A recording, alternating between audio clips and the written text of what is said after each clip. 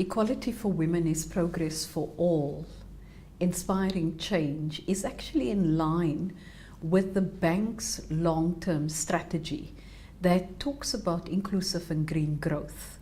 Because when you talk about inclusive growth, it's involving everyone.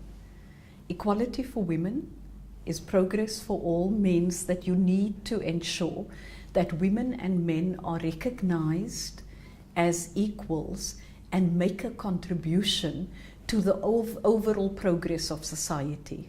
We've recently adopted a gender strategy as the African Development Bank. The board passed it on the 22nd of January. And this strategy takes forward the gender aspect of the long-term strategy of the bank.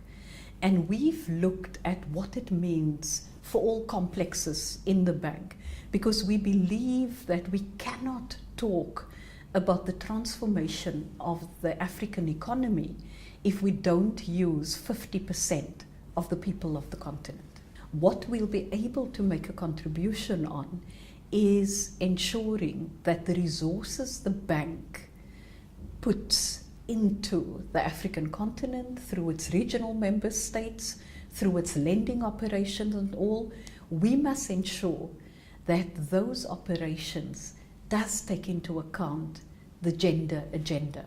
The bank has clearly prioritized gender equality as one of the central pillars of our strategy, and hence you see in the long-term strategy 3 areas that we call areas of special emphasis. We have gender, we have fragile states, and we have agriculture and food security. It's because these are seen as key priorities. Our responsibility is to ensure that the investments the bank makes, that it contributes to the change required.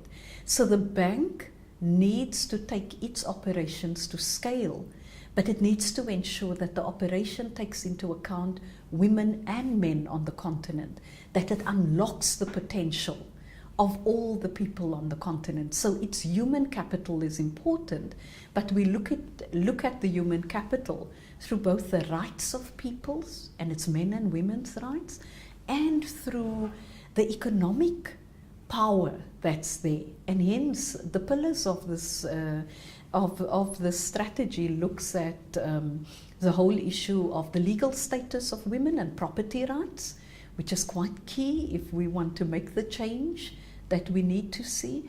Secondly, we also talk about the women's economic empowerment. The third area is knowledge management and capacity building or capacity development. These pillars cuts across the areas impacting on women, and central to it, and I believe this will make a difference, is the issue of women's legal status and property rights. So we need to look at the operations of the bank and see how we can infuse this in those programs, because it's to the benefit of unleashing the human capital, the people in countries.